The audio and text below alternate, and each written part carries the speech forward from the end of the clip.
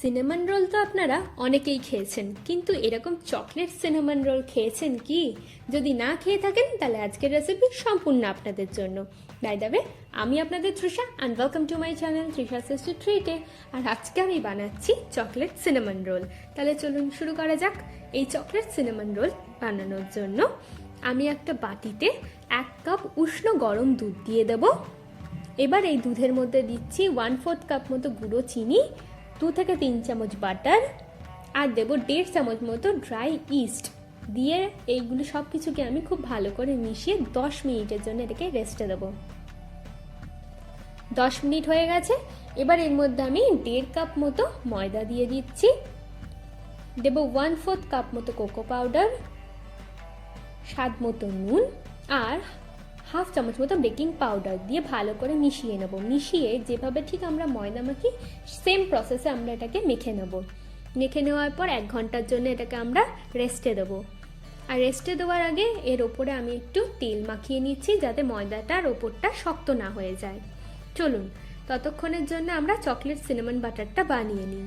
এই chocolate cinnamon butter বানানোর জন্য বোলের মধ্যে 1/2 কাপ চিনির গুঁড়ো দিয়ে দেবো, দেবো 1 চামচ মতো কোকো পাউডার, 1 চামচ মতো দারুচিনি পাউডার, 2 থেকে 3 চামচ বাটার, আর 1/4 চামচ মতো ভ্যানিলা এসেন্স দিয়ে ভালো করে মিশিয়ে নিলেই কিন্তু আমাদের চকলেট সিনামন বাটার একদম রেডি। এবার একটা বেকিং ট্রের মধ্যে প্রথমে আমি একটু অয়েল মাখিয়ে নিচ্ছি, মানে তেল। তারপরে এইরকম বেকিং ট্রে সাইজে আমি একটা কাগজ কেটে নিয়েছি, সেটাকে আমি এইভাবে বসিয়ে দিচ্ছি, দিয়ে এর ওপর দিয়েও আমি তেলটাকে ভালো করে মাখিয়ে নেব।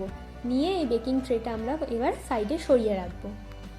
দেখুন 1 ঘন্টা হয়ে গেছে আর ময়দাটা কতটা ফুলে উঠেছে। এবার ভালো করে আমরা এটাকে আবার একটু মেখে নিচ্ছি। দেখুন ভালো করে মাখাও হয়ে গেছে।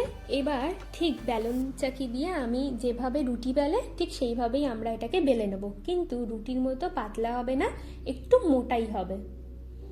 এবার এর মধ্যে এই বাটারটাকে পুরো চারিদিকে ভালো করে সমানভাবে লাগিয়ে নেব। বাটারটা কিন্তু চারিদিকে লাগিয়ে নিতে হবে। এবারে আমরা আস্তে আস্তে এটাকে রোল করে নেব। দেখুন আমি ঠিক যেভাবে দেখাচ্ছি সেইভাবে করে নিতে হবে। দেখুন আমাদের রোল করা কিন্তু হয়ে গেছে। এবার এইভাবে আমি আবার একটু ঘুরিয়ে নিচ্ছি। আচ্ছা, এটা একটা সুতো, এই সুতো দিয়ে কিন্তু কাটলে খুবই সুন্দর হয়। আপনারা চাইলে চাকুরও ব্যবহার করতে পারেন। সুতোটাকে এইভাবে নিয়ে এইভাবে ক্রস করে এরমভাবে চাপলেই কিন্তু দেখবেন আপনাদের রোলগুলো কেটে যাচ্ছে। দেখুন এই হয়েছে। এইভাবে আমি প্রত্যেকটাকে এইভাবেই কেটে নেব।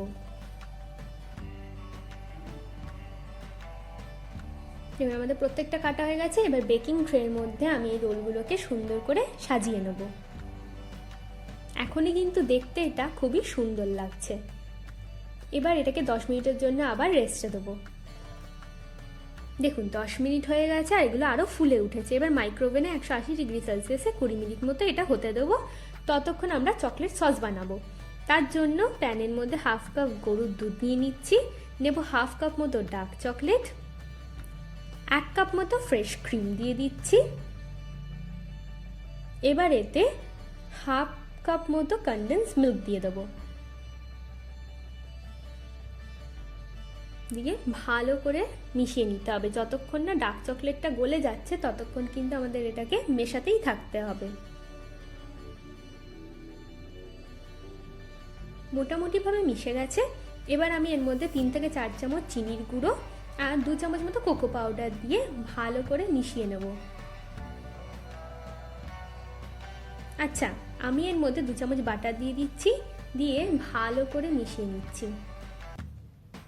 একটু ফুটে উঠলেই দেখবে আস্তে আস্তে কিন্তু আমাদের চকলেট সসটা একদম রেডি হয়ে যাবে। দেখুন আমাদের চকলেট সসটা কিন্তু একদম রেডি আর আমাদের এখানে বেক করাও হয়ে গেছে। এবার এর মধ্যে গরম গরম চকলেট সসটা আমি এইভাবে দিয়ে দিচ্ছি। চকলেট সসটা দেওয়ার পর 2 থেকে 3 মিনিট ওয়েট করতে হবে।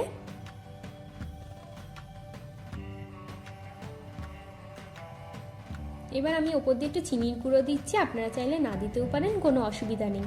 চলুন এবার এগুলোকে কেটে কেটে নিন, আর একটা একটু করে বার করে আমরা এটাকে সার্ভ করে নেব।